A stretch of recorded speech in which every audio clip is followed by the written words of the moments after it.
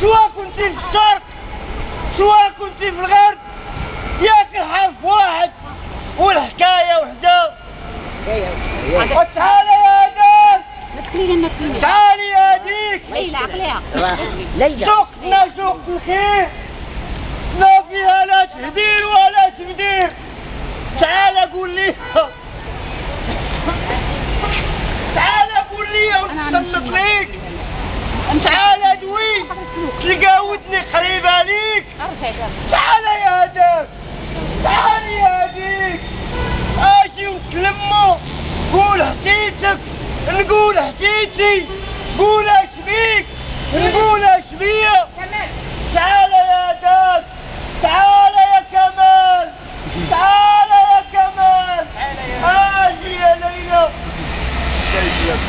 أيا وطني أيا وطني إني ملاقيك، فنشرب شاي العصر معا تحكي عن تعافيك. أيا وطني إن الجراح فدا، فخذ جرحي يفديك. اخترت اليوم أن أحيي حضوركم من الشاعر عبد الله الحوفي من مدينة أكادير، الذي نستحضره في مقام الوطن وفي مقام الجراح. منتدى العشرة ضمن مجموعة الثورة الثقافية المغربية يبارك لكم هذه الأيام، ويجدد اللقاء بكم عبر برنامج 8 من كل شهر، وهو الذي أسسنا له منذ 8 من شهر مارس. نلتقي اليوم في 9 لقاء لنا شهري تواصلي حول الكتاب والمنتج الثقافي المغربي تحت شعار آجي نصرفه فعل قراءة،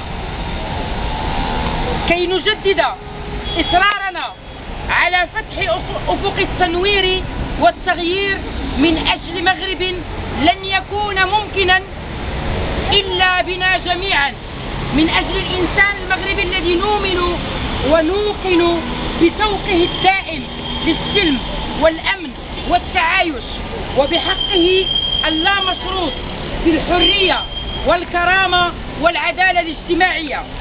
نلتقي ضمن فعاليات المجتمع المدني الحاضرة معنا هنا لنرفع شعار كل شيء باغي التغيير وشكون يبدأ من راسه،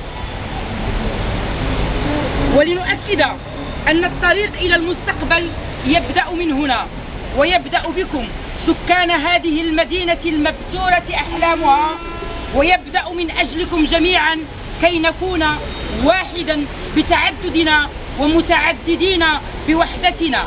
الشكر موصول للحاضرات والحاضرين لجمعية بصمة خضراء وجمعية منتدى العشرة وحركة عيالات جايات ومجموعة الثورة الثقافية المغربية، ومرحبا بكم في هذا اللقاء اليوم.